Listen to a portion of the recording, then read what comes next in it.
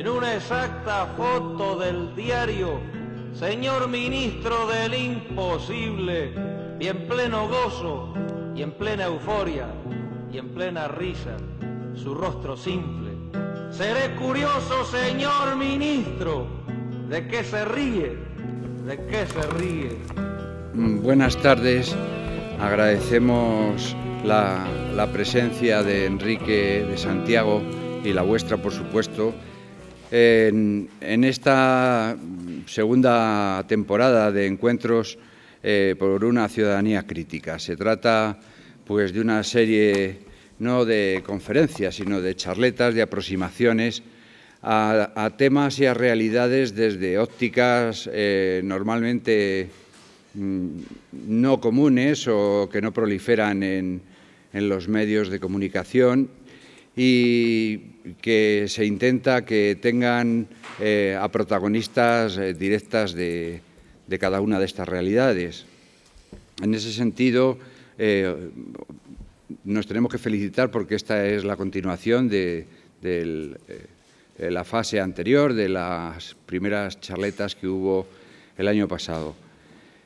En este caso, yo agradezco a los organizadores que me hayan permitido presentar a Enrique, quizá con el único mérito de que, bueno, pues en los ámbitos de la corrupción urbanística y de otro tipo, pues alguna experiencia hemos tenido en Ávila y algunas campañas se han llevado a cabo.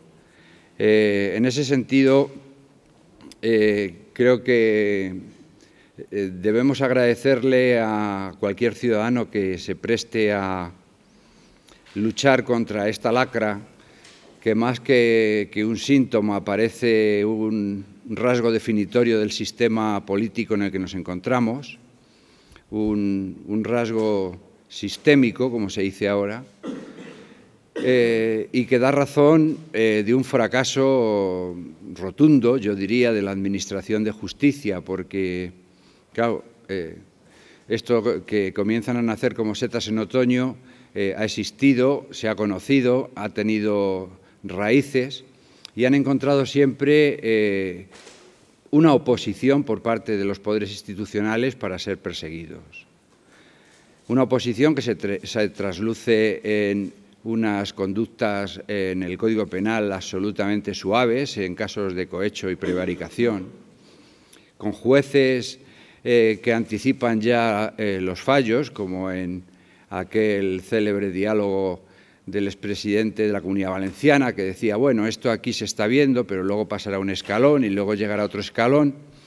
Y efectivamente eran los mismos escalones en los que tropezaba la instrucción de los sumarios sucesivos del presidente de la Diputación de Castellón, y eran los mismos magistrados de la audiencia que después veían fracasar sus sentencias o sus autos, perdón, en este caso por los tribunales superiores. Pero ese mal todavía enaltece más a quien se dedica a estas causas. Y a mí se me ocurre el símil de Don Quijote cuando se echa al camino, cuando alguien se enfrenta a uno de estos males endémicos y estructurales, pues es como la primera salida de Don Quijote, sería la del alba, o la del alba sería, que dicen otras versiones, porque como Don Quijote pues se aventura a una situación incierta, a un día lleno de contrariedades y a un camino absolutamente desesperante, porque todo el mundo quiere que triunfen los malos, por lo menos todo el mundo que tiene un relativo poder. Esa en alguna medida ha sido mi experiencia y así la cuento, y sin más pues doy la palabra al caballero porque es la del alba.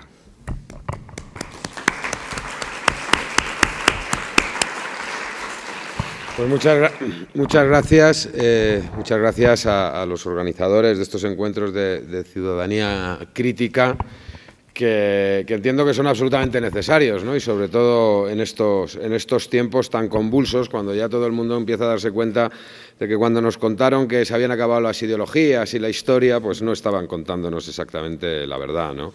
Es obvio que hay lucha de clases, que la lucha de clases tiene más vigencia que nunca y que además la vamos perdiendo, la clase trabajadora. Eso a fecha de hoy también parece evidente, ¿no?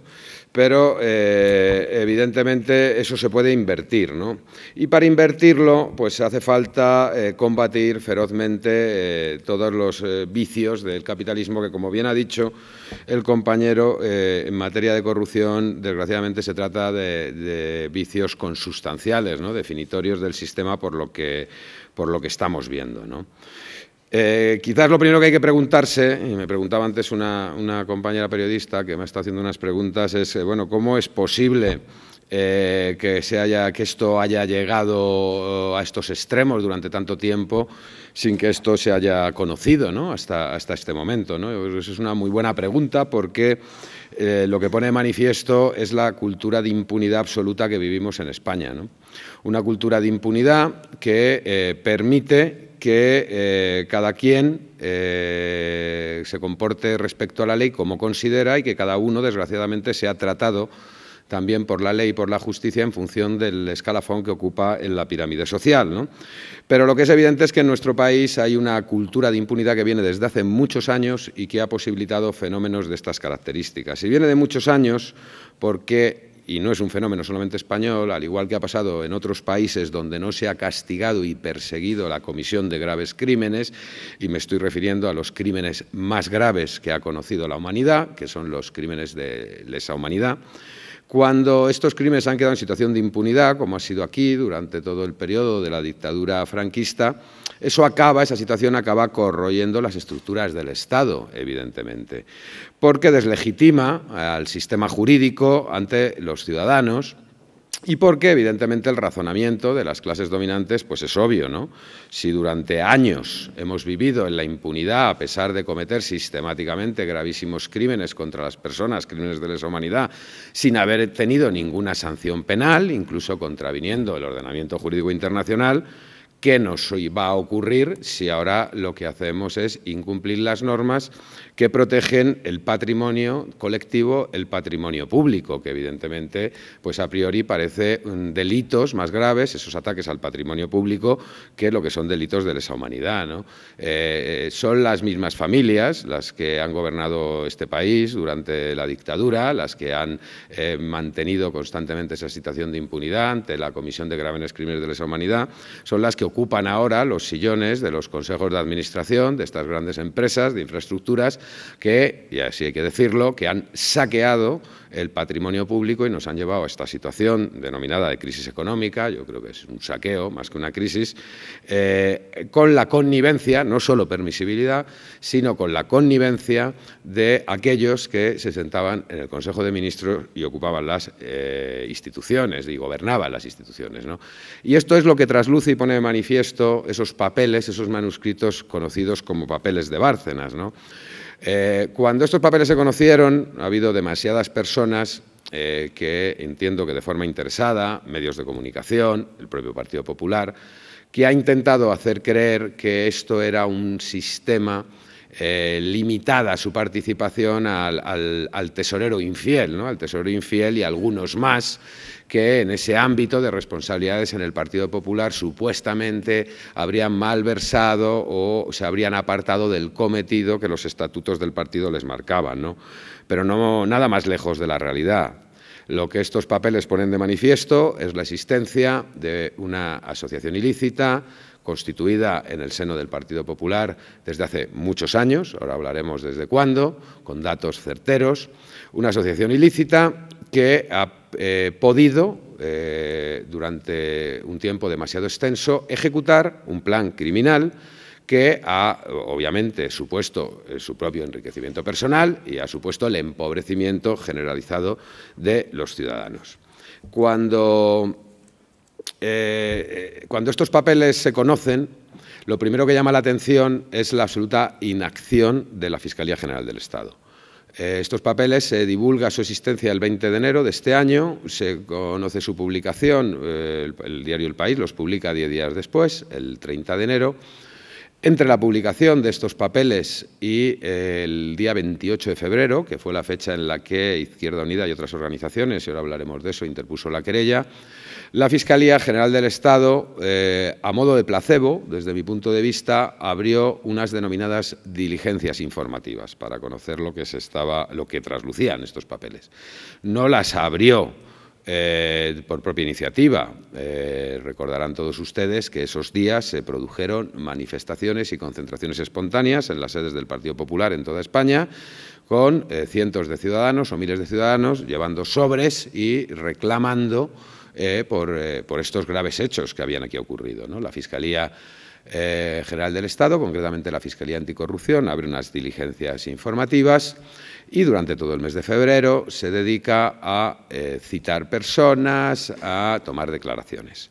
Lo primero que probablemente no saben los ciudadanos es que esas actuaciones no tienen ningún efecto judicial, absolutamente ninguno. Es más, esas diligencias informativas no paralizan los periodos de prescripción de los delitos y no suponen la interposición de ninguna acción penal contra persona concreta determinada. Cuando el 28 de febrero interpusimos la querella, lo primero que constatamos es que entre ese 20 de enero, en que se conoce la existencia de esos papeles, y el 28 de febrero, la falta de acción de la Fiscalía Anticorrupción, es decir, la no judicialización de estos papeles, la no presentación de una denuncia, supuso la posible prescripción de pagos que aparecen en esos papeles por importe de 330.000 euros. De aplicarnos la tesis que maneja la propia Fiscalía, que no interpuso la querella, estos delitos, los delitos derivados de esos pagos y esos cobros por importe de 330.000 euros habrían prescrito. Nosotros creemos que no, luego hablaré de eso, porque entendemos que estamos ante un delito continuado y ante la existencia de una asociación ilícita que nos permite contabilizar o computar los periodos de prescripción de otra forma distinta, ¿no? Pero por eso la acción penal que nosotros interpusimos no la hemos dirigido exclusivamente contra las personas que aparecen ahí cobrando en esos papeles de Bárcenas, esos miembros, esos dirigentes del Partido Popular, que también, pero hemos querido dirigirla esencialmente contra los responsables de las grandes empresas que aparecen pagando en esos papeles. O sea, esos papeles dan la radiografía de los responsables de esta política desaforada del ladrillo a la que hemos asistido durante estos años, ¿no? Durante muchísimos años. Hemos asistido a una inmensa burbuja financiera en la Unión Europea, motivada precisamente porque tenemos unas instituciones absolutamente alejadas del control de los ciudadanos. Las políticas económicas de la Unión Europea no las manejan ni las controlan los ciudadanos, sino que las maneja el Banco Central Europeo y las oligarquías económicas de la Unión Europea, propiciaron una burbuja financiera. Esa burbuja financiera posibilitó la burbuja inmobiliaria. Creíamos que un país se podía desarrollar y que se podía generar empleo y mantener el empleo y se podía construir un estado del bienestar y un estado social únicamente desarrollando un sector económico, el sector de la construcción y las infraestructuras, y cuando estalla, en primer lugar, la burbuja financiera, a continuación estalla la burbuja inmobiliaria y el resultado son 6 millones largos de desempleados a fecha de hoy y creciendo. Y no solamente eso, sino que sin que este Gobierno sea capaz de mostrarnos alternativas o incluso ya directamente ha renunciado a generar empleo. Ya únicamente a lo que aspira el Gobierno es a que no haya más desempleo, pero sin poner en marcha ningún tipo de políticas activas, ¿no? Por eso nosotros entendimos que realmente los más responsables eran los que habían estado pagando y no tanto sus serviles servidores, que son los que han estado cobrando, esos dirigentes del Partido Popular, para llevar a la práctica las políticas de infraestructuras que definían los empresarios que pagaban. Y, por cierto, y hablando de patriotismo, que sepan ustedes que nos han vendido a este país y han desfalcado los presupuestos del Estado con cifras milmillonarias por muy poco dinero. Les ha costado realmente poco dinero comparado con el inmenso daño que han provocado. Es decir, la oligarquía política conservadora de este país se olvida de su patriotismo y de los intereses generales de España España por 4 duros, así hablando claro, ni siquiera son cifras con las que pudieran enriquecerse, que eso es quizás lo más doloroso. Es decir, estamos gobernados por personas que nos venden a la primera de cambio sin pedir demasiado a cambio, es decir, nos tienen en muy poca consideración a la vista de los precios por los cuales se han venido vendiendo, ¿no? Y un elemento importante que se trasluce de esos papeles, hablando de quiénes cobran, quién aparece en esos papeles que cobran, es que, hombre, casualmente se habla mucho de que, claro, han estado cobrando dirigentes del Partido Popular. Efectivamente, eso es lo que ponen esos papeles, eso es lo que ha ratificado el señor Bárcenas y eso es lo que se ha ratificado ya en sede judicial. Hoy en sede judicial hay prácticamente 50 de los apuntes contables que aparecen en esos manuscritos, están ya verificados, su certeza absoluta. Es decir, ya el Partido Popular ya ha olvidado la inicial estrategia de negar la veracidad de esos documentos, ya reconoce la veracidad de los documentos, ahora está en otra fase de la estrategia, que es decir que ellos no han sido los responsables, sino que el responsable ha sido exclusivamente Luis Bárcenas. Pero a lo que iba es que, desgraciadamente, a la opinión pública muchas veces lo que le queda es que los miembros de la ejecutiva del Partido Popular han estado cobrando. Sí, han estado cobrando, evidentemente, pero el problema es que los que cobraban fundamentalmente eran los que tenían asiento en el Consejo de Ministros. Es decir, han sido ministros de este país los que han estado cobrando de forma sistemática. Cuando el señor Bárcenas dice, no, había una sistemática, era que cobraban los secretarios generales, vicesecretarios generales y presidentes del partido, de forma continuada, constante, permanente. Y además, excepcionalmente, atendiendo otros criterios, cobraban otras personas. Bueno, esos criterios, en primer lugar, bueno, lo que pone manifiesto es que esos presidentes, secretarios generales y vicesecretarios generales, en los periodos de gobierno del Partido Popular, han sido miembros del Consejo de Ministros. Eso es lo primero que hay que poner de manifiesto. Y las excepciones que aparece que no eran miembros del Partido Popular, que no ocupaban estas responsabilidades internas en el Partido Popular, la inmensa mayoría de los casos, cuando cobraban, estoy acordando ahora mismo a la señora Ana Palacio, que aparece en esos papeles, o la señora Elvira Rodríguez, eran también ministras, en este caso, con asiento en el Consejo de Ministros, ¿no? Y lo peor de esto, hablando de ese fenómeno de absoluta impunidad, es que lo que nos han dado a conocer ahora mismo en la instrucción de la causa es que el sistema no solamente viene existiendo desde el año 90, que aparece el primero de los apuntes en los papeles de Bárcenas, sino que lo que nos cuenta el señor Bárcenas es que él heredó, es más, le traspasaron el sistema, el anterior tesorero del Partido Popular, el señor Rosendo Naseiro, que por si ustedes no recuerdan, el señor Rosendo Naseiro fue sometido a un procedimiento judicial como tesorero del Partido Popular por financiación irregular durante los años 80.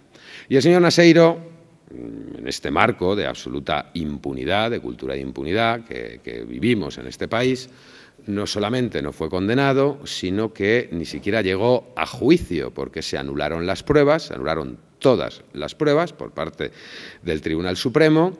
Él y el resto de imputados quedaron sin ser ni siquiera sometidos a juicio, es decir, no tuvieron ni que ser absueltos. Y además esas pruebas obtenidas, pues al ser anuladas ya no pudieron nunca más utilizarse para ningún otro procedimiento judicial.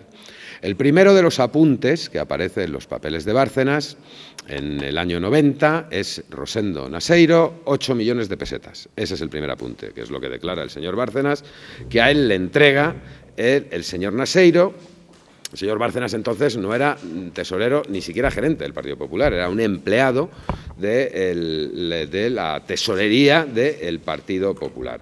En ese momento el tesorero en funciones era el señor Francisco Álvarez Cascos, que además de secretario general se mantuvo como tesorero en funciones hasta que en el año 92-93 se nombró al que fue tesorero del Partido Popular hasta el año 2007, al señor Álvaro Lapuerta, ¿no?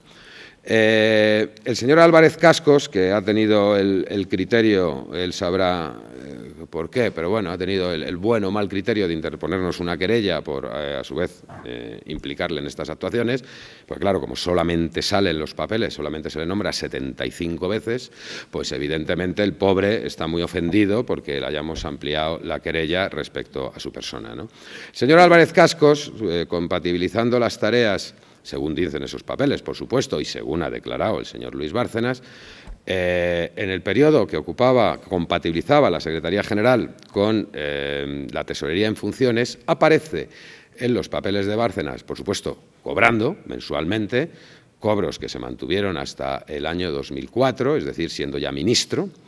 Pero además también aparece como recaudador. Son más de 300 millones de pesetas los que aparecen recaudados por el señor Álvarez Cascos y entregados a esa caja B del Partido Popular, ¿no?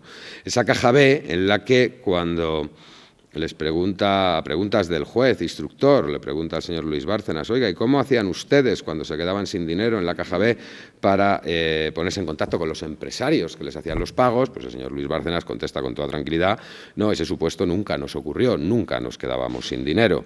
O sea, las entradas de dinero eran constantes. Es más, tuvieron que articular un mecanismo de blanqueo de ese dinero, porque no tenían ya en qué gastárselo en forma opaca, para ingresarlo en las cuentas bancarias que la ley establece que preceptiva, imperativamente, han de abrirse por los partidos políticos para registrar las donaciones que se hacen, de forma que, con toda desfachatez y sin ningún tipo de pudor, había días que en los papeles de Bárcenas pues aparecen reflejados pues un pago, iba a decir donaciones, pero no son donaciones, evidentemente, aparece un pago ilícito por 60.000 euros y al día siguiente aparecen 6 ingresos en la cuenta corriente del Banco de Vitoria, en este caso, cada uno de ellos por 10.000 euros, seguidos, hechos en nombre del Partido Popular.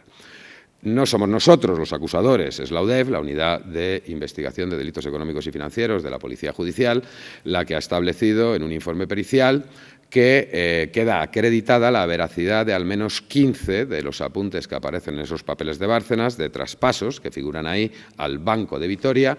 Cuadran perfectamente esos apuntes que aparecen en los papeles de Bárcenas con los ingresos que hay en las cuentas del Banco de Vitoria y con lo contabilizado como recepción de donativos anónimos en la contabilidad oficial del Partido Popular. Es decir, cuando les digo que prácticamente 50 apuntes están verificados, buena parte de ellos se han verificado, se les ha dado toda la veracidad por testigos, no cualquier testigo, es decir, las propias personas que aparecen en esos papeles como que bien hacían los pagos o los recibían, han declarado en sede judicial, ya 8 de ellos han declarado respecto a varios apuntes que efectivamente en las fechas que ponen esos apuntes contables manuscritos y por esas cantidades ellos recibieron o entregaron esas cantidades de dinero. Y esto sumado a las verificaciones hechas por la Policía Judicial, pues nos da ese resultado. O sea, ya tenemos la veracidad más que contrastada y por eso es por lo que nosotros decidimos ampliar la primera querella.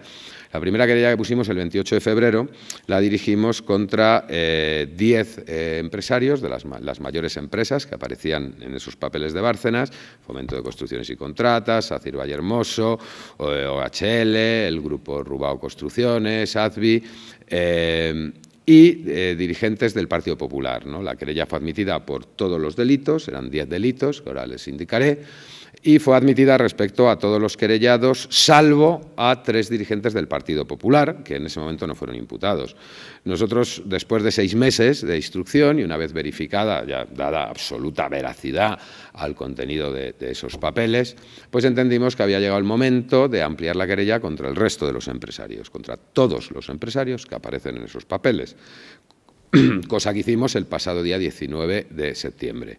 Todos no, porque desgraciadamente se nos han quedado 3 que no hemos podido querellar, 2 porque no los hemos identificado, tal y como están consignados en esos papeles no hemos podido todavía identificarlos, pero no se nos olvidan y acabaremos identificándolos, y un tercero que a pesar de estar perfectamente identificado, el señor Roch de Mercadona, desgraciadamente a fecha de hoy todavía no hemos encontrado contratos públicos coincidentes que haya recibido sus empresas coincidentes con esos pagos, pero también seguimos buscando y estamos seguros que encontraremos esa relación, ¿no? En principio se puede pensar que estos pagos se hacían, por supuesto, siempre eludiendo cualquier tipo de normativa legal, ¿no? En España, desde el año 84, en primer lugar fue la primera norma sobre control de donaciones a partidos políticos, se estableció en la Ley General Electoral del año 84 y posteriormente en las leyes de financiación de partidos políticos, en la ley, lo que es que ha tenido distintos cambios, ¿no? A lo largo del tiempo, se establecieron una serie de límites, ¿no? o controles respecto a las donaciones, ¿no? El primer control, por supuesto, es que no se puede permitir ningún tipo de donación, así sea de €1, realizada por ninguna empresa contratista de la Administración, ¿no? Obviamente, todas las empresas que aparecen en los papeles de Bárcenas son contratistas de la Administración, faltaba más. El segundo límite, o el segundo control, mejor dicho, son las cuantías, ¿no? En cuanto a donaciones, no se podía donar hasta el año 2007, no podían efectuarse donaciones de un mismo pagador, fuera anónimo o no fuera anónimo, porque el Partido Popular entiende que con eso de anónimo ahí ya cuela cualquier cosa, y no es así, la ley no establece eso, la ley también establece que hay que controlar las donaciones anónimas, ¿no? Y establecía unos límites anuales por pagador por donante de 60.000 euros al año. A partir del año 2007 ese límite se amplía a los 100.000 euros hasta que en el año 2010 lo que se prohíbe son las donaciones anónimas ya directamente, ¿no? Ese informe de la Policía Judicial establece claramente esa relación o esas operaciones de blanqueo de dinero que se producen sobre pagos efectuados, por supuesto, por empresas contratistas de la Administración, pero además siempre vulnerando las cuantías máximas establecidas en cuanto a esos límites, ¿no? Y digamos la tercera obligación que establecen las leyes y que el Partido Popular, incluso la señora Cospedal llegó a declarar algo así como ella, abogada del Estado, llegó a declarar, me extraña declarar, diga eso, bueno, pues le extrañará, pero lo dice, y lo dice desde el año 84, ¿no? Que es que los partidos que reciben donaciones anónimas deben llevar un registro de DNIs de los donantes anónimos. O sea, los donantes anónimos son donantes anónimos respecto a terceros, respecto al exterior, no nunca respecto a quien recibe la donación. Y está clara cuál es la finalidad de ese registro de documentos nacionales de identidad, es evitar que mediante el chanchullo del supuesto donante anónimo se vulneren las entregas máximas anuales que por donante y año se pueden hacer. El Partido Popular, desde sus máximos responsables, secretarios generales, vicesecretarios generales que han pasado a declarar por los juzgados, los encargados, los empleados de la tesorería, los empleados de los servicios de administración, todos, incluso los auditores internos, todos han dicho desconocer la existencia de ese registro y todos han coincidido en que jamás se estableció ningún tipo de normativa o de indicación interna para que se estableciera ese tipo de registros, ¿no? Esto es lo que tiene el liberalismo, ¿no? Esto del neoliberalismo, ¿no? que tanto nos dicen, ¿no? Lo bonito que es, que no haya leyes, que eso facilita el mercado, la agilidad, el desarrollo económico y tal y cual, ¿no? Esto es lo que buscan los neoliberales, ¿no? O sea, lo que buscan es la desaparición de las leyes, porque lo que quieren es que desaparezcan las normas de convivencia. Es decir, las leyes no es ni más ni menos que normas que regulan la convivencia de los seres humanos, de los colectivos. En la medida que no hay leyes, evidentemente, que no hay leyes legisladas, mejor dicho, aprobadas por el legislador, surgen e imperan otro tipo de leyes, las leyes de la selva, la ley del más fuerte, la ley del que tiene el dinero, la ley del que controla los mecanismos del poder, que eso es lo que buscan estos señores, evidentemente, ¿no? Cuando nos dicen que hay que tener menos producción legislativa, que hay que desregular los sectores económicos, productivos, lo que nos están diciendo es otra cosa, lo que están diciendo, no. Lo que queremos son normas que no estén sometidas al control de los tribunales. Lo que queremos son normas sometidas a nuestro control, al de nuestras empresas, al de nuestros patrimonios, al de nuestras familias y al de nuestros partidos. Eso es lo que nos están diciendo, ¿no? Y se constata claramente en esta instrucción, ¿no? Cómo hay un absoluto irrespeto, una ignorancia absoluta por parte de personas con sobradísima formación técnica y profesional, que ocupan altos cargos de la Administración y altos cargos de Gobierno, y hay un desconocimiento absoluto, no solamente un desconocimiento absoluto de la legislación, sino una omisión absoluta de lo que el Código Civil establece que es la responsabilidad invigilando de cualquier administrador, que es, bueno, vigilar porque la organización, la institución que administras cumpla la ley y la cumplan cada uno de los empleados que se supeditan jerárquicamente a ese responsable. Evidentemente esto ha brillado absolutamente por su ausencia, ¿no? Y otra cosa que ponen de manifiesto estos papeles es que este sistema se reprodujo hasta la saciedad en todas las comunidades autónomas, en todas, que es lo que se conoce como causa Gürtel, ¿no? La causa Gürtel no es exactamente los papeles de Bárcenas, pero es una réplica, una multiplicación de este sistema de financiación irregular, con matices, puesta en marcha en las distintas comunidades autónomas, especialmente durante los gobiernos del Partido Popular. El sistema es el mismo y llegó a tal nivel de descontrol que en sede judicial el concejal de Majadahonda que destapó el caso Gürtel del Partido Popular, el señor José Luis Peña, llegó a declarar que el señor Bárcenas, como tesorero del Partido Popular, como gerente entonces todavía del Partido Popular, llegó a imponer, al menos en los grandes ayuntamientos de alrededor de Madrid, en las grandes ciudades de dormitorios, llegó a imponer en las listas del Partido Popular una persona de su confianza con una única función. La única función era verificar que las donaciones que realizaban los empresarios llegaran a la sede de Génova o llegaran a las sedes centrales del Partido Popular en cada una de las regiones, porque estaban ya hartos de encontrarse el señor Bárcenas a un empresario y decirle, ¿te llegaron los 100.000? No, me llegaron 20.000. Entonces, lo que cuenta el señor José Luis Peña es que allí ya todo el mundo abría los maletines y que allí todo el mundo se iba metiendo al bolsillo los maletines hasta que llegaban a la calle Génova. Es decir, una auténtica orgía de dinero negro en la que han estado estos señores nadando durante años, mientras que hundían este país en la absoluta crisis económica, ¿no? Claro, no les da reparos congelar los salarios de la administración pública, eliminar las pagas extras, congelar las pensiones, pero claro, evidentemente el señor Pío García Escudero, actual presidente del Senado, nos declara con toda tranquilidad, cuando declara como testigo, porque aparece también como perceptor de esas cuantías, pues que él compatibilizaba su sueldo como diputado de la Asamblea de Madrid, como senador por designación de la Comunidad de Madrid, como coordinador del Grupo Parlamentario del Partido Popular en el Senado, como responsable de no sé qué área del Partido Popular en la calle Génova, y luego además aparecen los papeles, ¿no? Es decir, 4 sueldos públicos, ninguno menor de 50.000 euros, por supuesto, con dinero público todos, más los cobros que aparecen en los papeles que él atribuye a unos préstamos o a unos no sé qué, que por supuesto habrá que establecer en sede judicial. Es decir, no se crean ustedes cuando oyen eso de que, por ejemplo, el presidente del Gobierno, pobrecito mío, que ha dejado su puesto de registrador y ha venido a hacer política y gana mucho menos dinero. No, todos ganan mucho más dinero del que ganarían en sus profesiones habituales, porque todas sus profesiones habituales tienen unas regulaciones que, desde luego, como cargos públicos del Partido Popular o como perceptores de estos papeles, no les serán aplicables en absoluto. Esto confirma lo que decía con toda claridad y toda tranquilidad el señor Zaplana, que él había venido a política a forrarse. Pues esa es la línea general que se trasluce de estos papeles de Bárcenas, ¿no? Cuando se inicia el procedimiento, cuando se interpone la querella, mejor dicho, y el Juzgado Central de Instrucción competente la admite, nos encontramos ante una primera sorpresa, ¿no? La primera sorpresa es... Bueno, la sorpresa previa fue que la Fiscalía pues no había entendido que ellos con ir interrogando tenían bastante, que no hacía falta formular querella ni paralizar los periodos de prescripción. La segunda previa sorpresa fue que mientras que se estaba investigando la causa Gürtel, se conoció esta existencia de los papeles de Bárcenas, pero la Fiscalía planteó al juzgado que instruía la causa Gürtel que no existía ningún tipo de conexión entre los papeles de Bárcenas y la causa Gürtel. Es decir, que ese juzgado no podía arrogarse la competencia para investigar los papeles de Bárcenas, concretamente el Juzgado Central de Instrucción número 5.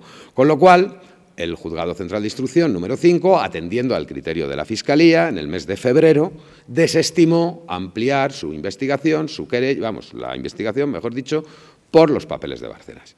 Sin embargo, cuando nosotros el 28 de febrero interponemos la querella, el día 1 de marzo hay una primera resolución de la Audiencia Nacional, del decanato de la Audiencia Nacional, que examina la querella, interpreta que efectivamente no hay elementos de conexión con la causa Gürtel, pero que hay materia de sobra para ser admitida a trámite e investigada. Primera resolución. Y la remite al turno de reparto. Por el turno de reparto se adjudica o se asigna al Juzgado Central de Instrucción número 3, segunda resolución. Y por el Juzgado Central de Instrucción número 3 se abre primero unas diligencias previas y a continuación, el día 11 de marzo de este año, se dicta el auto de admisión de la querella, ya admitiendo todos los delitos y 12 imputaciones. Y aquí pues nos encontramos con otra de las grandes sorpresas, que una vez que hay un juzgado que se ha hecho cargo de la instrucción y ha admitido la querella por todos los delitos, la Fiscalía Anticorrupción, que sigue con las manos en los bolsillos sin formular querella y dejando que pasen los periodos de prescripción, cambia su criterio en la causa Gürtel y entonces simplemente coincidiendo con la admisión de la querella por el Juzgado Central de Instrucción número 3, ahora entiende que sí hay elementos de conexión con los delitos que se investigan en Gürtel. Estamos hablando de 10 días de diferencia, desde que dijeron que no hasta que dicen que sí. Y se abre situación esperpéntica que dio lugar a que el 27 de marzo de este año se tuviera que producir una vista de competencia en la Sala de lo Penal de la Audiencia Nacional, donde las partes discutimos si era competente el Juzgado Central de Instrucción 3, que era el que se le había asignado la querella, o el 5, que era el que estaba investigando la causa Gürtel. Y entre medias asistimos a más sospechosas, bueno, en vez de sospechosas, no, porque luego me querellan y ya sería la tercera vez, voy a decir, en vez de sospechosas, voy a decir sorprendentes actuaciones, ¿no?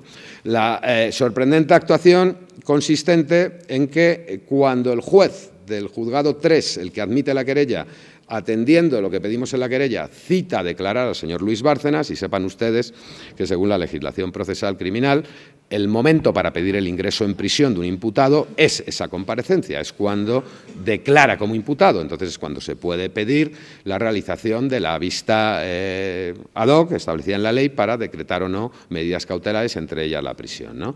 Cuando el juez acuerda esa vista, la citación para declarar como imputado al señor Luis Bárcenas, donde obviamente íbamos a pedir el ingreso en prisión, pues la Fiscalía nuevamente nos sorprende. La Fiscalía nos sorprende y se inventa un recurso que no existe en la ley.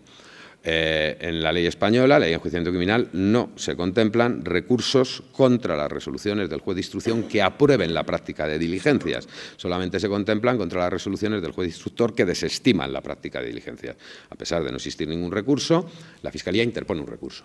Pero no le interpone al juzgado que ha dictado la resolución, que sería lo lógico, no. Elige tribunal para interponer ese recurso y lo interpone directamente ante la Sala de lo Penal de la Audiencia Nacional. Y, oh sorpresa, la Sala de lo Penal de la Audiencia Nacional, en un tiempo de 35 minutos, admite a trámite el recurso, designa ponentes, se reúnen los ponentes, resuelve, dicta un auto, lo redacta y lo hace público. Y deja sin declarar al señor Luis Bárcenas en 35 minutos un jueves, entre las 2 menos 10 y las 2:20 de la tarde. Y a mayor abundamiento resulta que la Sala de lo Penal de la Audiencia Nacional designa jueces para conocer ese recurso 4 minutos antes de que el fiscal registre el recurso. Es decir, antes de estar registrado, ya habían designado los jueces que se iban a encargar de examinar el recurso. Y de esta forma tan peculiar fue como se suspendió la declaración del señor Luis Bárcenas y se impidió que ingresara en prisión en marzo.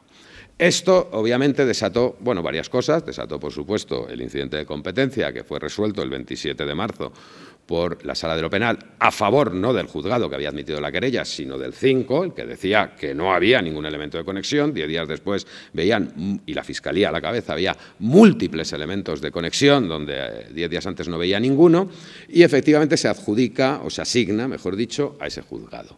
Con un grave problema desde el punto de vista del procedimiento, que tiene que ver con lo que desde nuestro punto de vista es la estrategia de defensa, la única estrategia de defensa posible del Partido Popular, ¿no?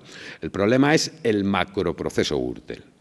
La causa Gürtel lleva instruyéndose, quiere decir, lo que se decide, la Sala de lo Penal de la Audiencia Nacional decide que ahora hay muchos elementos de conexión y entonces es el juzgado y en la causa Gürtel donde se tiene que investigar estos papeles de Bárcenas, ¿no? La causa Gürtel se empieza a instruir 4 años antes. En ese momento, en marzo del año 2013, tenía más de 700.000 folios, 140 imputados, nadie citado para juicio oral y un solo condenado, el juez instructor de la causa Gürtel durante 3 años, que ya había sido condenado. Esa es la marcha de la causa Gürtel. Y no solamente es la marcha de la causa Gürtel, sino que si hay unanimidad en la jurisprudencia española, en el Tribunal Supremo y en el Constitucional sobre algo, es sobre el riesgo de los macroprocesos respecto a las nulidades. Y esto ya lo estableció claramente el Tribunal Supremo y fue ratificado por el Tribunal Constitucional en el llamado caso Banesto, y desde entonces es doctrina jurisprudencial más que asentada y asumida, y es obvio, ¿no? O sea, en una macrocausa de cientos de miles de papeles, de prácticas de diligencias, de imputados, de defensores, de acusadores, el riesgo de nulidad se multiplica y evidentemente el riesgo de nulidad de una diligencia trae aparejado o puede traer aparejado la nulidad de toda una pieza de esa instrucción, porque todas las diligencias que a su vez acaben derivándose de la inicialmente declarada nula quedarían en la nulidad, ¿no? Claro, nosotros pensamos que, evidentemente, la única estrategia de defensa medianamente plausible para el Partido Popular, un mínimo de garantías de éxito, es repetir lo que ya hicieron con el caso Naseiro, evidentemente. Porque si no es buscando nulidades o si no es buscando prescripción, argumentos de defensa van a tener pocos en la medida en que ya son bastantes los dirigentes del Partido Popular que vienen reconociendo esos pagos. Y en la medida en que el señor Luis Bárcenas ha dicho, claro, aquí solo faltaba que ahora fuera yo a ser el único responsable. Y el señor Luis Bárcenas pues ya ha empezado a sacar más materiales que acreditan la veracidad de estos papeles, y yo opino que más que tendrá y que irá sacando en su momento, por supuesto, en función de que le cumplan o no le cumplan en el Partido Popular, ¿no? Pero, bueno, el caso es que ese procedimiento se acumuló y desde entonces, bueno, pues lo instruimos en la causa Gürtel, intentando evitar los riesgos de nulidades, pero bueno, cada día pues penden, evidentemente, esos riesgos que hay que ir sorteando pues como se puede, ¿no? Los delitos, y esto es curioso verlo, ¿no? Los delitos por los cuales hemos formulado querella, en principio fueron el delito de asociación ilícita, que esto le puso muy enfermo al Partido Popular y fue lo que motivó que nos interpusiera una querella porque les habíamos llamado asociación ilícita sin enterarse que es lo que dice el artículo 570 del Código Penal. Y fueron ellos los que votaron a favor, además, en el Parlamento, de esa denominación de ese tipo penal, el de asociación ilícita, ¿no? En segundo lugar, un delito de alteración de precios en concursos y subastas públicas, un delito de receptación y blanqueo de capitales, un delito de cohecho, un delito de prevaricación, un delito de tráfico de influencias, un delito contra la hacienda pública, un delito de fraude y acciones ilegales, un delito de encubrimiento, un delito de falsedad en fondos electorales y un delito de apropiación indebida de fondos electorales. Esos son los iniciales. Luego, el pasado día 19, hemos ampliado por un delito más, que es el de falsedad contable, el de falsedad en documentos contables, evidentemente, ¿no? Y suena mucho, ¿verdad? Esto suena muchísimo. Bueno, pues cualquiera de ustedes sale de aquí ahora, se va a una gasolinera, le pega un puñetazo al señor de la caja registradora y le pega una pata a la caja registradora y les va a caer más pena que a cualquiera de los responsables de estos delitos, porque así lo establece el Código Penal, así de claro. Es decir, el Código Penal es un código penal de clase, hecho con intereses de clase, reformado con intereses de clase, hecho por la oligarquía dominante, mantenido por la oligarquía dominante y adaptado a las necesidades y a los delitos que comete la oligarquía dominante, evidentemente. De todos estos delitos que les he dicho, que han causado miles, cientos de miles de millones de euros de pérdidas al Estado, a los presupuestos del Estado, a cada uno de los que estamos aquí, que han provocado 6 millones de parados, el delito con más prisión es el de cohecho, que tiene en su grado máximo 6 años de cárcel, en su grado máximo. En su grado máximo. Los de prevaricación, que son delitos gravísimos, en la mayoría de los casos son inhabilitación para cargo público, ni siquiera cárcel, ni siquiera prisión. Y los delitos, por ejemplo, de apropiación indebida de fondos electorales, pues como mucho, grado máximo, 4 años de prisión. Es decir, ese es el contexto en el que trabajamos. O sea, es nuevamente un resultado de la cultura de impunidad imperante en este país, con un código penal hecho ad hoc para las clases dominantes, ¿no? Que ahora, claro, nos van a reformar para ya pues criminalizar, pues por ejemplo, si no lo saben ustedes, una de las propuestas del ministro Gallardón es que a partir de ahora, por ejemplo, las ocupaciones de bancos, de oficinas bancarias para protestar contra los desahucios, se va a convertir en un delito, por ejemplo. O sea, es un delito con penas de cárcel, evidentemente, mientras que no se han endurecido en el borrador de Código Penal que tiene el Parlamento, ninguno de estos delitos se ha endurecido en absoluto, ninguno de ellos, ¿no? Bueno, en este orden de cosas nos encontramos además con que las defensas de, bueno, pues de todas estas grandes empresas lo que vienen manteniendo es que en caso de que se pueda acreditar la existencia de pagos simplemente son infracciones administrativas porque estarían vulnerando la Ley de Financiación de Partidos Políticos, pero no tenían ningún interés finalista. Y esto es algo que el señor Luis Bárcenas también mantiene, salvo cuando necesita por sus ajustes internos, poner en evidencia a algún dirigente del Partido Popular, en cuyo caso ya sí empieza a hablar de donaciones con una finalidad clara, ¿no? La diferencia es muy importante, evidentemente, ¿no? Porque, efectivamente, si estos pagos no se acredita que se han hecho para conseguir un resultado, pues evidentemente estaríamos en la inmensa mayoría de los casos ante infracciones de tipo administrativo. Pero, por ejemplo, para que sepan ustedes, ¿no?, lo laxo de las leyes, ¿no?, la Ley de Financiación de Partidos Políticos, en el caso de incumplimiento de las normas de financiación, el castigo que imponen es únicamente que el que ha recibido el dinero devuelve al donante el dinero. Esa es toda la infracción que pone. Es decir, en el caso de que se entendiera que lo único que ha habido aquí es una falta administrativa de financiación, pues nada, el Partido Popular, que ayer nos dijeron en los periódicos que había tenido este año un superávit de 8 millones de euros, que es como para quedarse de piedra, ¿no?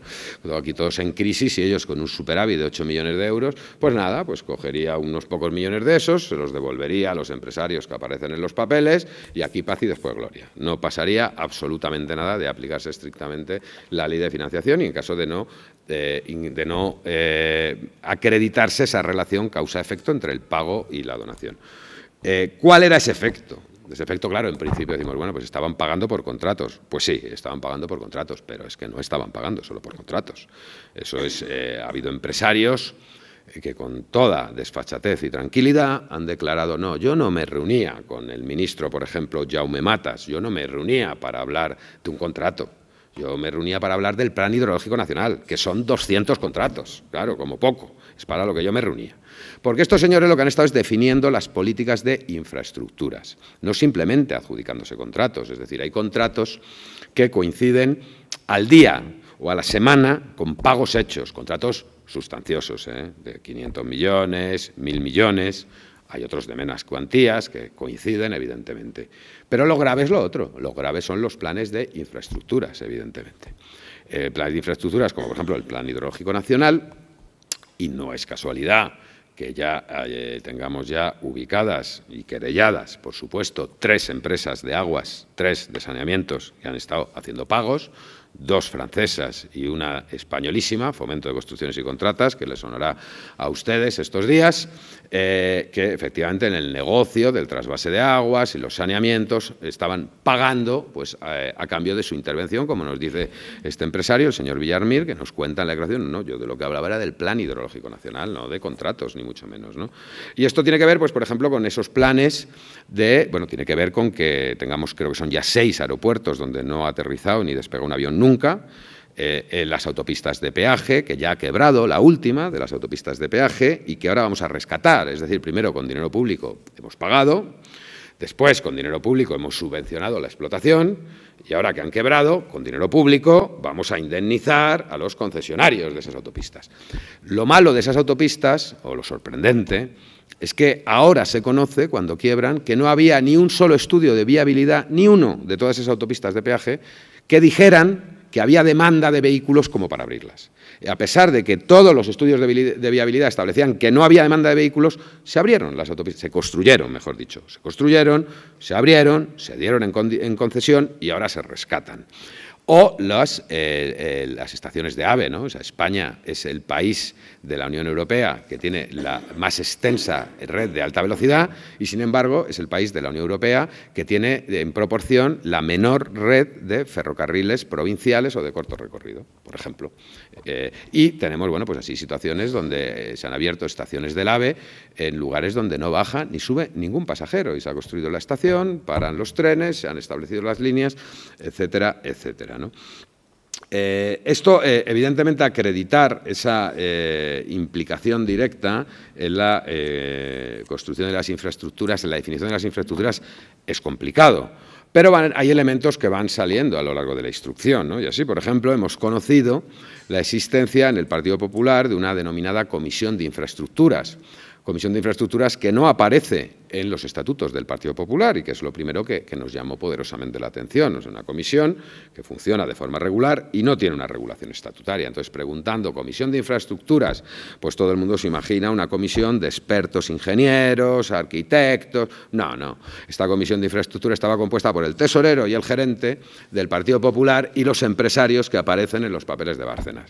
Que ellos se reunían Y entonces, claro, lo que explican allí en el juzgado, pues además lo explicó un empresario, sí, bueno, yo como soy empresario, pues soy experto, entonces a mí me llamaron, ¿no? Y para que diera mi opinión. ¿Y quién estaba allí para pedir su opinión? No, pues el señor Lapuerta y el señor Bárcenas. Ah, muy bien, ¿y qué opinión les daba a ustedes?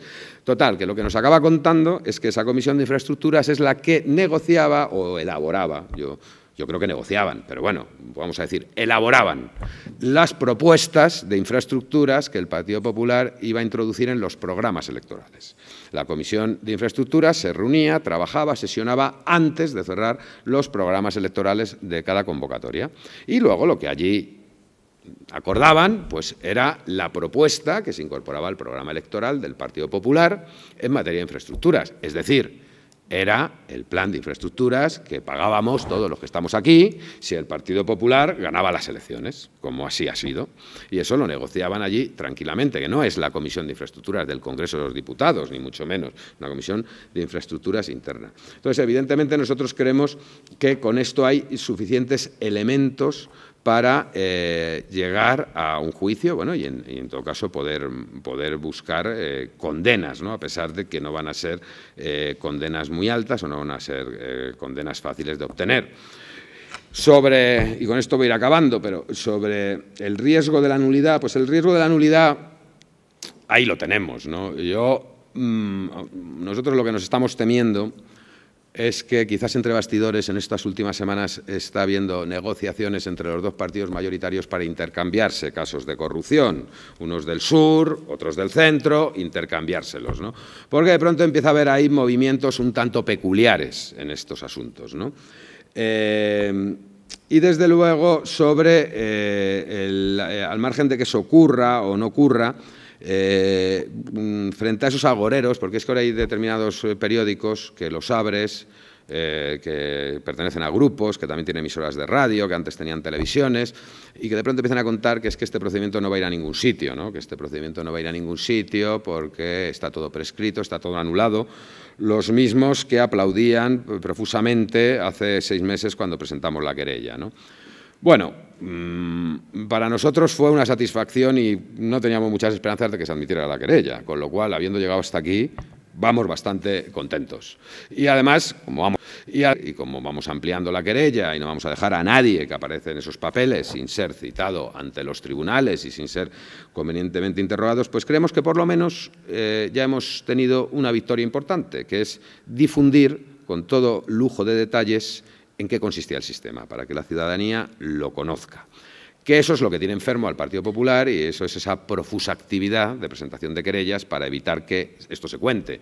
Nosotros vamos a seguir contándolo, evidentemente, obviamente con la reserva propia como no, de respetar el principio de presunción de inocencia. Todos estos señores que aparecen ahí no son delincuentes, son presuntos delincuentes hasta que sean condenados, pero evidentemente nosotros vamos a seguir explicando esto con lujo de detalles y siempre y cuando pues no caigamos, que no caemos, en las prohibiciones que establece la ley de enjuiciamiento criminal, que es no divulgar el contenido del sumario. Evidentemente eso no lo vamos a hacer, pero sí vamos a informar, por supuesto, de cómo marcha la instrucción de la causa. Y eso nos parece que ya es una primera victoria, porque por lo menos eso ayuda a ir resquebrajando el muro de impunidad poco a poco. Ayuda también lo de Argentina, estas cosas también van ayudando poco a poco a que la ciudadanía sea consciente de qué tipo de justicia hay en este país y que comience a exigir también otro tipo de justicia, ¿no?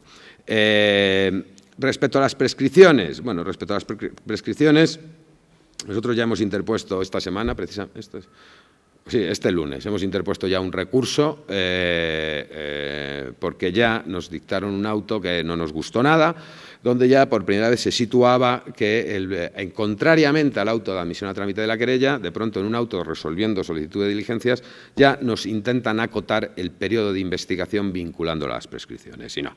Entonces nosotros lo que defendemos es que estamos ante un delito continuado. Estamos ante un delito continuado que se ha venido cometiendo al menos desde el año 90 hasta el año 2008.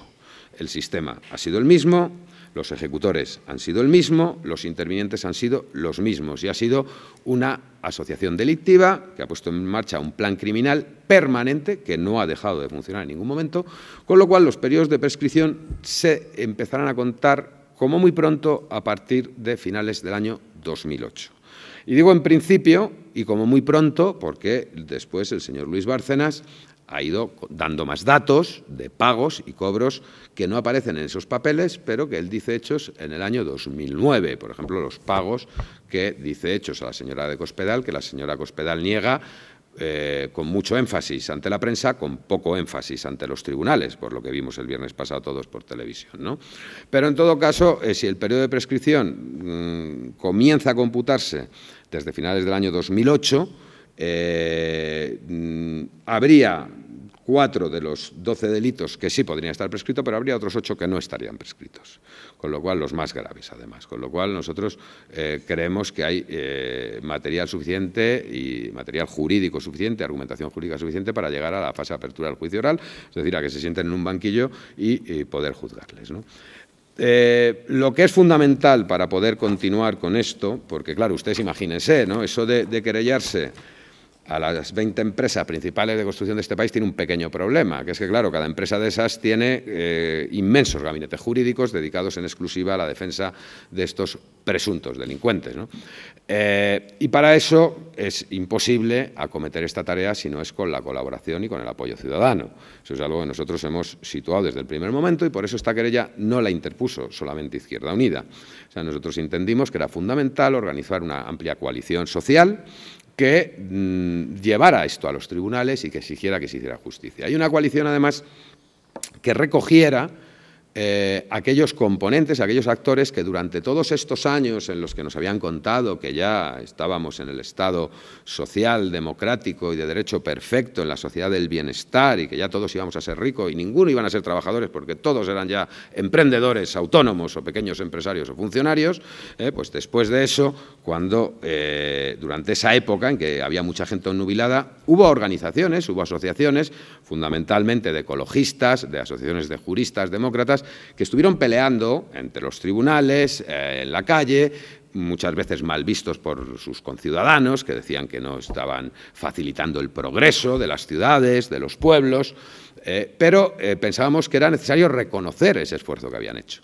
Y por eso propusimos a Ecologistas en Acción, a la Confederación de los Verdes, a la Asociación Libre de Abogados y a la Asociación Justicia y Sociedad que se sumaran a esta querella, como así hicieron, ¿no? Entonces, esto nos permitió, en primer lugar, generar una coalición social que representara un interés colectivo de la sociedad, que pudiera alejarse de lo que iba a ser la estrategia del Partido Popular y que afortunadamente no ha podido utilizar mucho, de decir que esto era simplemente una pelea entre fuerzas políticas, entre Izquierda Unida y el Partido Popular por réditos electorales. No, no, no. Nosotros lo que hemos intentado precisamente ha sido despejar esta posibilidad y, generando esta coalición, mostrar ante la ciudadanía que lo que estamos es defendiendo unos intereses colectivos, que aunque no todo el mundo sea consciente que le ha afectado, en la práctica a todos nos han afectado estas operaciones criminales, estas actuaciones criminales desarrolladas durante tantos años, ¿no? Y además de eso abrimos una página web, la página web www.querellabárcenas.org, donde estamos solicitando apoyos que están resultando trascendentales, ¿no? Por ejemplo, la página la abrimos el día siguiente a interponer la querella, que fue cuando el Partido Popular anunció que se querellaba contra nosotros por decir que eran una asociación ilícita. En una semana, nosotros lo que pedimos fue apoyos a los ciudadanos, no un apoyo en vacío, sino que aportaran su número de carnet de identidad, se sumaran como querellantes, de forma que cuando el Partido Popular, si realmente quería querellarse, que tuviera que querellarse contra las 5 organizaciones y todas las personas físicas que se habían comprometido. Y en una semana pues recibimos 27.000 adhesiones, que nos parece un número, o sea, personas comprometidas que han dado su número de carnet de identidad y que le han dicho al Partido Popular: si usted se va a querellar contra estas organizaciones, queréllese contra nosotros. Que probablemente ha tenido bastante que ver con la parálisis que después ha tenido el Partido Popular, después de esa primera actuación ante los tribunales, la conciliación previa a la interposición de la querella, que luego no se ha atrevido, a fecha de hoy, no se ha atrevido a formalizar la querella, ¿no? Pero más allá de eso, bueno, pues es que es imprescindible poner en marcha equipos de apoyo que permitan profundizar, investigar, hurgar en la documentación, porque son montañas y montañas de contratos, de documentos, de cuentas contables de las empresas del Partido Popular que hay que relacionar, que hay que buscar los vínculos para poder acreditar las acusaciones concretas, ¿no? Entonces, a través de esa página hemos pedido pues, apoyo a todo tipo de personas, porque no hacen falta simplemente abogados, ni mucho menos, ¿no? Hace falta documentalistas, hace falta gente que tenga simplemente pues, capacidad lógica, que tenga tiempo para leerse los documentos y preparar resúmenes, para establecer vínculos entre ellos, para acudir a acompañar, a practicar diligencias, para irse a reunir con otros equipos de trabajo. Y así, bueno, pues estamos consiguiendo formar equipos bastante sólidos a fecha de hoy, haciendo que este procedimiento de alguna forma pues salga a la calle, ¿no? Y para eso también lo que estamos haciendo, bueno, pues por supuesto este tipo de actividades a las que yo vengo encantado, pero en Madrid también pues ya hemos hecho 3 asambleas abiertas en la calle a la ciudadanía donde exponemos cómo marcha la causa, con gran indignación, obviamente, para los imputados, porque ¿qué es eso de que en la calle se esté debatiendo de la suerte que tienen ellos en los tribunales? Pues entendemos que la justicia popular pues es así. Entonces, que es con los ciudadanos donde hay que discutirlo, donde hay que recoger las propuestas de los ciudadanos y donde hay que informar a las personas de cómo marchan las causas judiciales, evidentemente, por supuesto, respetando, faltaba más, el principio de presunción de inocencia, que no respetan ellos muy a menudo, pero nosotros sí, por supuesto, pero eso no es incompatible con el deber de información de lo que ya son informaciones pues bastante verificadas y bastante acreditadas a fecha de hoy, ¿no? Pues yo agradecerles el trabajo, la presencia aquí, animarles a que se sumen a este trabajo, todos los que quieran, a través de esta página web, ahí tienen todas las indicaciones necesarias y pues a su disposición por si quieren que comentemos alguna cuestión. Muchísimas gracias por su atención.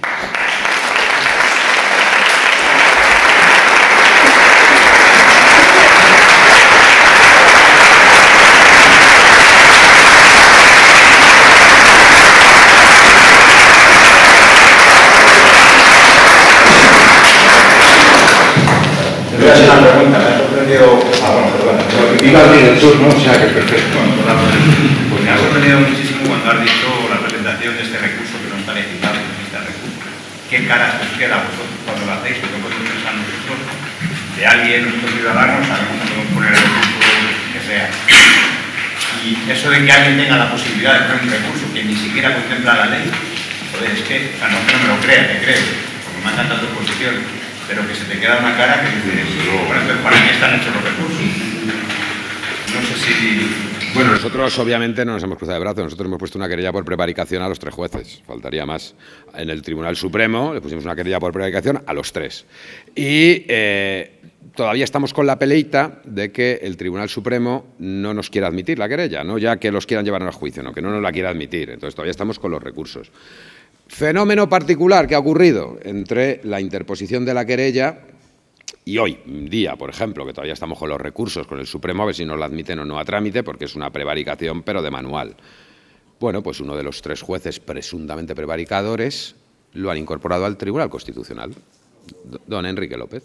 Sí, señor, así ha sido. O sea, es una vía directa, vamos, así ha salido. Creo que la última resolución que dictó fue esta, que prohibía, resolviendo un recurso inexistente, prohibía la declaración de Bárcenas ante el Juzgado Central de Instrucción 3. Ante el 5 sí, ese sí le permitió a petición del Ministerio Fiscal, donde no se pidió el ingreso en prisión en ese momento, ¿no?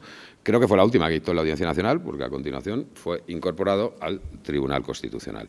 Es decir, esto evidentemente, bueno, puede sorprender. Pero vamos, yo lo he dicho antes con toda claridad, o sea, estamos en un periodo álgido de lucha de clases y el Poder Judicial está absolutamente tomado por la oligarquía de este país, muy mayoritariamente, y en el Poder Judicial también se da la lucha de clases. Entonces, evidentemente, ahí sí que ganan bastante de calle, pero a pesar de eso, quiero decir que es un frente en el que hay que combatir y hay que poner en evidencia esas atrocidades, ¿no? Nosotros estamos dispuestos a llegar donde lleguemos. Ahora, claro, cuando ya tengamos la resolución definitiva del Supremo inadmitiendo la querella y vayamos al Constitucional, va a estar graciosísimo. Cuando en el Constitucional tengamos que pedirle a Enrique López, no, usted se va a inhibir, usted no va a intervenir, se va a apartar, porque es que, claro, usted es el querellado por prevaricación. Entonces vamos a ver ese escenario, a ver cómo queda, ¿no? Pero el asunto, evidentemente, no es sencillo y no es fácil. Eso, obviamente, no es monolítico. Afortunadamente, en el Poder Judicial hay funcionarios, jueces, fiscales, secretarios judiciales, gente respetuosa con la ley y con los intereses colectivos, bastantes, pero mientras más se asciende en la jerarquía de control, menos, evidentemente, ¿no? Y entonces yo sí que puedo decir, o sea, por ejemplo, es encomiable el trabajo que están haciendo los funcionarios del juzgado que instruye esta causa, es encomiable el trabajo que están haciendo los funcionarios de la Policía Judicial, no es casualidad que la semana pasada hayan destituido al comisario jefe de la Policía Judicial y no se sorprendan si en una semana o dos destituyen al comisario jefe de la UDEF, o sea, del grupo de investigación que está llevando esto. No se sorprendan. Hasta ahora el trabajo que están haciendo es profesional y encomiable. El juez que instruye la causa, pues francamente, pues para lo que tiene encima, pues hace lo que puede y más de lo que puede. Es decir, que obviamente en el terreno exclusivamente procesal, pues nosotros por supuesto que discutimos resoluciones, las recurrimos, que es discutirlas en sede judicial, pero vamos, yo en términos globales está haciendo un trabajo que no sé si cualquiera de nosotros, si estuviéramos ahí, tendríamos narices para hacerlo. Porque no es cualquier cosa lo que tiene enfrente, ¿no? Y las presiones que tiene enfrente. Y, por ejemplo, la Fiscalía, bueno, pues mientras que hay fiscales anticorrupción lamentables, porque es que ha habido casos, o sea, ha habido declaraciones de imputados donde la Fiscalía Anticorrupción no ha hecho una pregunta al imputado, que ya es grave.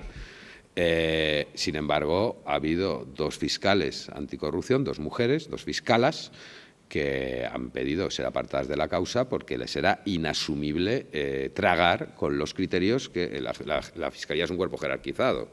O sea, vienen las instrucciones y hay que cumplirlas. Entonces, ha habido 2 que han pedido que no, que las trasladaran de caso porque no estaban dispuestas a seguir asumiendo esas directrices que recibían, esas instrucciones. Entonces, quiero decir que hay de todo. El problema es que los órganos de control del Poder Judicial están en manos de la oligarquía de este país. Sí, yo quería agradecerte, Enrique, que hayas venido hasta Ávila, que nos des esta información que es muy necesaria. Me llama la atención, por supuesto, que en los medios de comunicación no vamos a encontrar todos los intrínculos que está haciendo la Fontanería del Estado para evitar que el caso Bárcenas pues, llegue a buen puerto. Obviamente no va a llegar a buen puerto, pero estamos consiguiendo por lo menos que la gente sepa la mafia que hay actualmente en España y por el Partido Popular y las empresas que también el Partido Socialista de Seguridad. Me llama la atención, por ejemplo, acabas de decir de la destitución obligatoria de los altos cargos policiales que están investigando el caso. Eso no saben los medios. Obviamente los medios están también cooptados por el poder oligarca, porque decías tú, simplemente la reflexión. Y luego quería preguntarte, decías que hay hubo 27.000 firmas de adhesiones a la querella una semana. ¿Cuántas firmas hay actualmente? Y bueno, pues eso es una gran importancia que la sociedad en su conjunto vaya en contra de estas prácticas.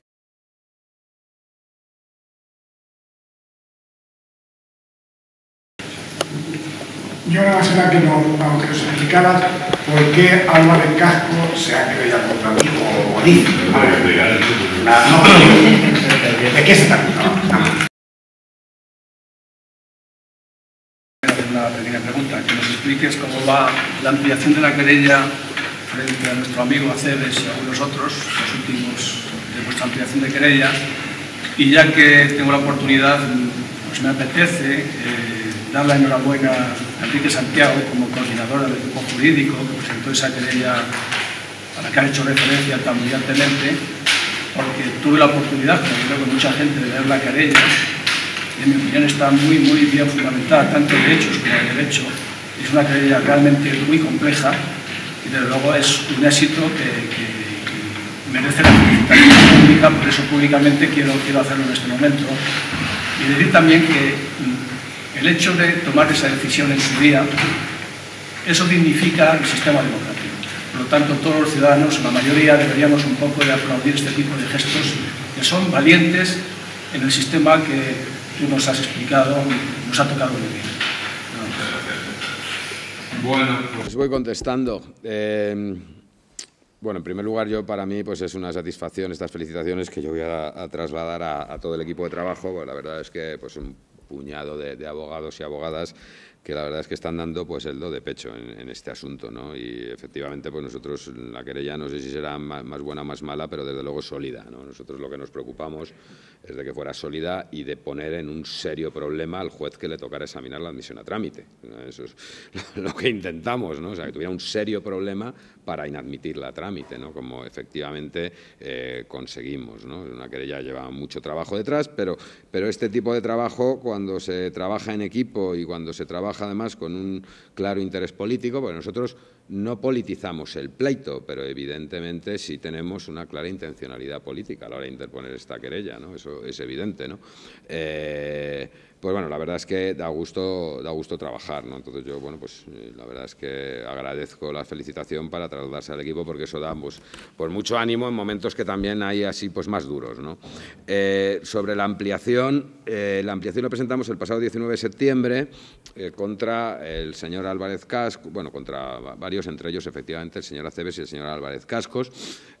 Nosotros el criterio que mantuvimos era, en la ampliación de querella, el criterio que mantenemos es: si la querella ha sido admitida el 28 de febrero sin acreditarse la veracidad de ni uno solo de sus apuntes, a fecha de hoy con 50 apuntes verificados por testigos y por instituciones tan poco sospechosas de imparciales como la Policía Nacional, a través del LAUDEF, pues evidentemente entendemos que todos aquellos que aparecen bien como pagadores o bien como responsables del sistema, es decir, los secretarios generales del Partido Popular, tienen que estar querellados. Y entonces hemos presentado la querella contra todos los responsables de todos los secretarios generales.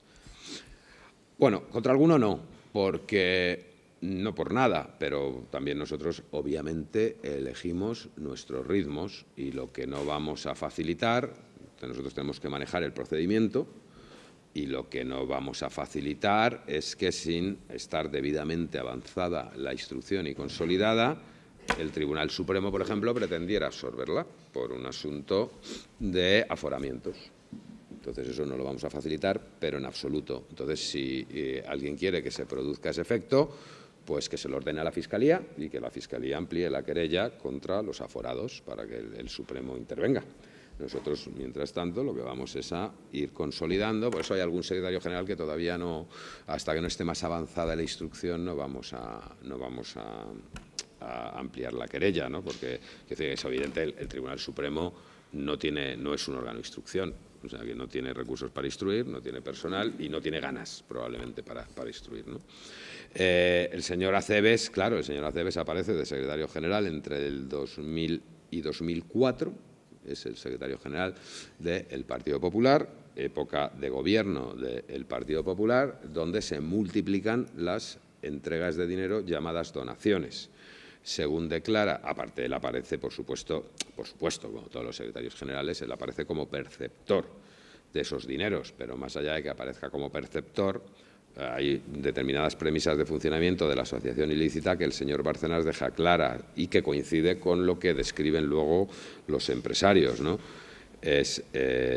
Los pagos se efectuaban en la calle Génova, el que pagaba exigía que le viera el secretario general o el presidente o ambos, y después de verlos entregaba el dinero en el despacho del señor Lapuerta. Estando presente el señor Lapuerta y el señor Bárcenas, entregaba el dinero a estos dos, que a su vez llamaban a un encargado, a un trabajador de tesorería, para que ya pues guardara el dinero, lo llevara al banco, lo que fuera. Una cosa muy llamativa que me viene ahora a la cabeza, cuando declara el actual gerente del Partido Popular, lo que nos cuenta es que la plantilla del Departamento de Contabilidad del Partido Popular en la calle Génova, es decir, el que tiene que llevar toda la contabilidad de todos los movimientos contables del partido en toda España, son 3 personas.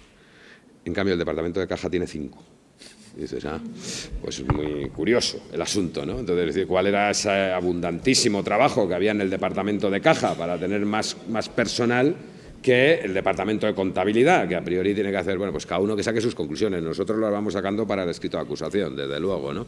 Pero eso es una obviedad, ¿no? Entonces, bueno, el señor Aceves, evidentemente, ¿no? Pues en esa doble condición de responsable del sistema de financiación, presunto responsable del sistema de financiación irregular del partido en su calidad de secretario general, conocedor de las donaciones efectuadas durante la mitad con las donaciones de los pagos de dinero negro efectuados durante su mandato y perceptor de ese dinero.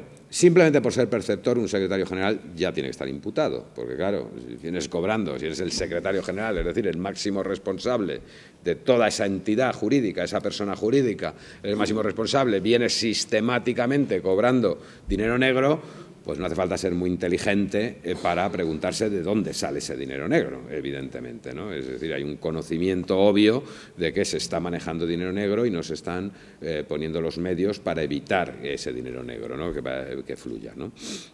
Entonces, esas son las causas por las cuales hemos ampliado la querella contra la señora Acebes.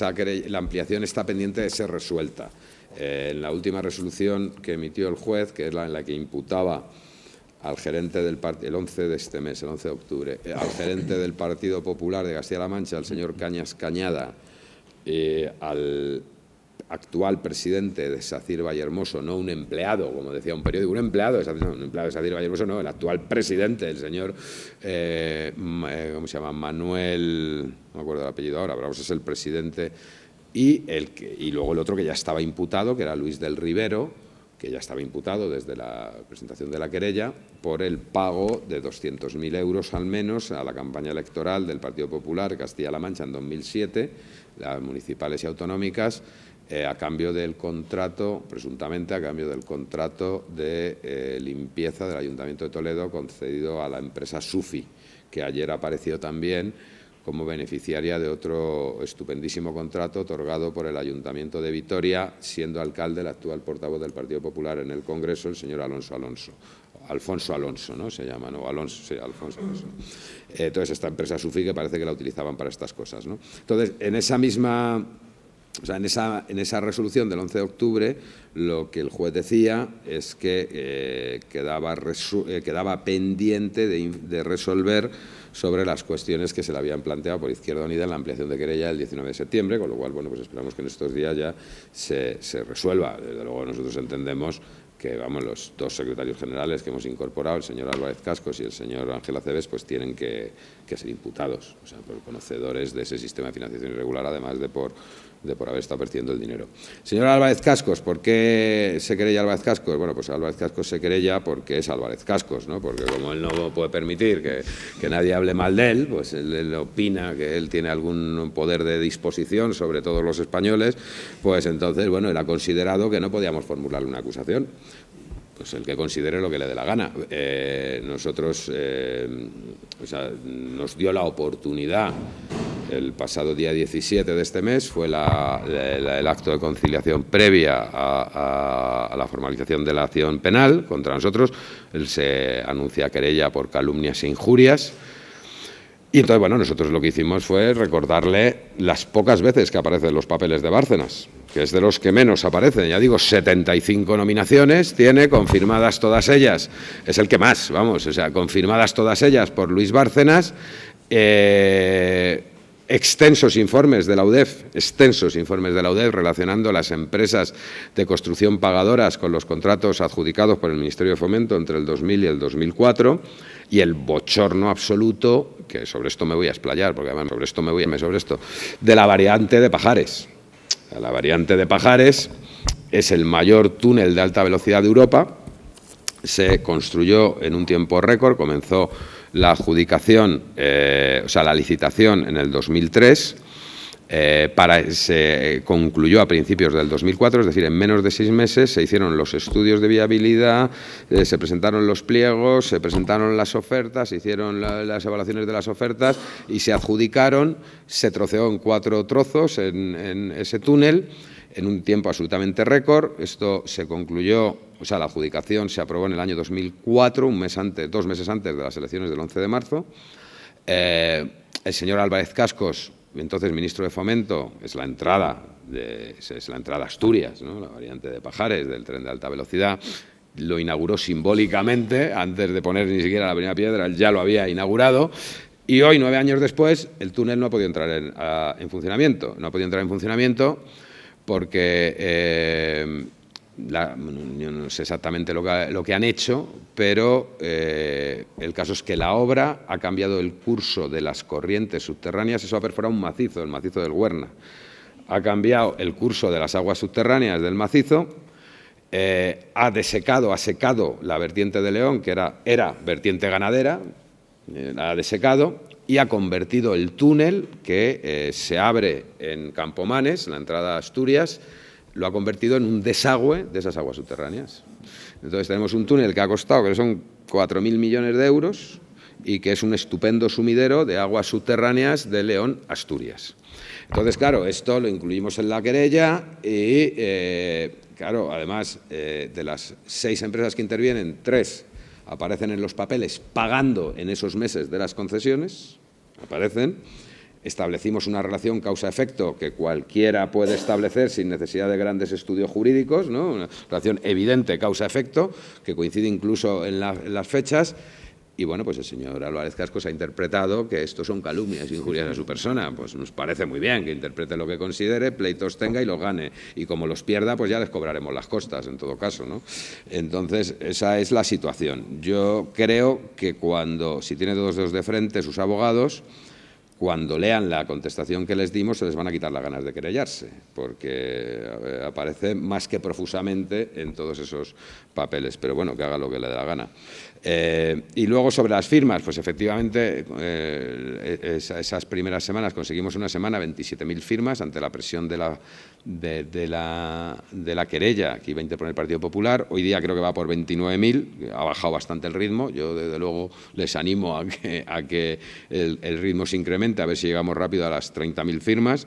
Tampoco hemos insistido mucho en lo de las firmas, porque lo de las firmas era un asunto sobre todo para contrarrestar, o sea, para de alguna forma desestimular al Partido Popular, para que se querellara, ¿no? Pero bueno, pues esos apoyos la verdad es que han sido pues muy bienvenidos, ¿no? Bien, agradecerle a Enrique de Santiago su explícita exposición. Yo he sido injusto en su presentación, quizá porque deseaba comenzar a escucharle rápidamente, pero tengo que deciros que es el responsable federal de movimientos sociales, sí, que están intentando vitalizar una candidatura abierta y mestiza, como ellos dicen, para las elecciones, las próximas elecciones al Parlamento Europeo, donde está en conexión con movimientos sociales, 15M, Marea Verde, etcétera, etcétera. Pero antes de todo eso, participó también en la querella contra Pinochet y ha sido miembro uno de los miembros de las ONGs que han asistido a las elecciones venezolanas como observador. Lo digo porque es de justicia que lo sepáis. Yo querría acabar con una pregunta, de todas maneras, que tiene que ver con todo esto, con las posibilidades de cambiar el país, que sé que es una expresión que te gusta. Los que conocimos la égira felipista, esto ya lo hemos visto, es decir, esto es un déjà vu. No se llamaba Bárcenas, se llamaba Roldán. Los tesoreros tampoco se llamaban Guerra, de apellido, pero tenían sus despachos de tráfico de influencia en el Gobierno Civil de Sevilla. Estamos hablando del mismo paisaje, hemos quedado en el mismo sitio, hemos involucionado, tenemos algún margen para cambiar esto. Eso es lo que te quiero plantear. Yo creo que tenemos todo el margen, quiero decir, eso es una decisión y eso es una elección de los ciudadanos, ¿no? Yo creo que esta situación lo que ha acreditado es que el voto menos útil es ese que se denomina voto útil, ese sí que no vale absolutamente para nada al final, ¿no? Y lo que es imprescindible es que podamos tener un código penal que castigue estos crímenes, podamos tener mecanismos de control para que estos sistemas no se produzcan, y eso solo hay una forma de conseguirlo, que es que una opción realmente transformadora, una opción comprometida con una opción de izquierdas, pueda tener la mayoría suficiente para gobernar este país. Y yo creo que eso hoy día es posible. Quiero decir, mientras que España está en una tremenda situación de crisis y los países del entorno, en mayor o menor medida, también, no es verdad que esto sea un signo de los tiempos y que en todas partes del mundo ocurra lo mismo.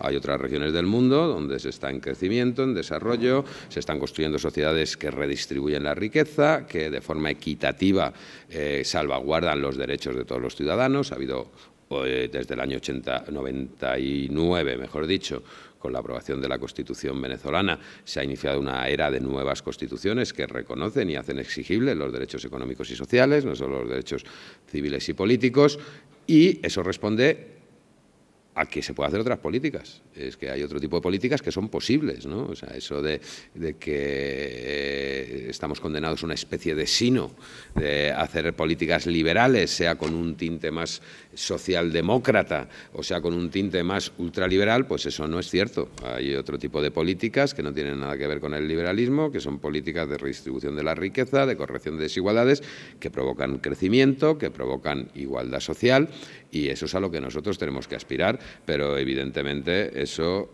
no es algo que tengo que hacer yo, que tienen que hacer los que militan en un partido político. Eso es algo que, la responsabilidad es de los ciudadanos. Yo el otro día estaba en Burgos en un acto de estos y decía una señora, intervino y decía: bueno, pues hay que ver, ¿no? Qué pena que quién es responsable de esto, ¿no? Que hemos dejado, ha ocurrido y no nos hemos enterado y nadie lo decía. Dice, hombre, creo que de alguna forma todos somos responsables. Eso es lo que hay que asumir, ¿no? Lo que no podemos es simplemente conformarnos con pensar que es que no nos lo contaban. Bueno, no nos lo contaban, pero es que todos lo estábamos viendo. O sea, lo que no es normal era un sistema que cualquiera que tenía una huerta, pues cogía la huerta, pegaba un pelotazo y la vendía por no sé cuánto dinero, o comprabas un piso por 100 y lo vendías por 200 y al día siguiente te comprabas otro que te costaba 300. O sea, es una cosa que no era lógica, no era normal. De alguna forma todo el mundo ha participado, no en la misma medida, por supuesto, faltaba más, ¿no? Y, bueno, pues la única forma de cambiar eso son, obviamente, proyectos colectivos, pero los proyectos colectivos se basan en actitudes y actuaciones individuales, y eso es lo que hace falta. O sea, que cada una de las personas reflexione y reflexione bien a la hora de entregar su voto y entienda que el voto útil es el voto más inútil que nos ha llevado a esta situación en este país, en mi opinión. Bueno, pues si os parece bien, damos por finalizada la intervención y este acto. Quiero recordaros que esto funciona por un sistema de autogestión, es decir, no hay ninguna organización institucional que sostenga la realización de este tipo de encuentros o de charletas. En consecuencia, hay una pequeña hucha que seguramente sea hasta de cartón, por si alguien tiene una liberalidad para ayudar a la prosecución de las charletas. Y, por supuesto, recuerdo que hay copias en los que se refiere el grupo de apoyo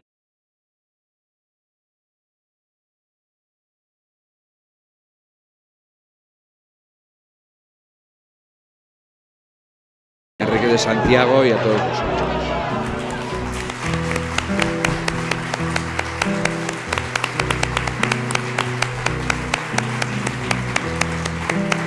Exacta foto del diario, señor ministro del imposible, y en pleno gozo, y en plena euforia, y en plena risa, su rostro simple. Seré curioso, señor ministro, ¿de qué se ríe? ¿De qué se ríe?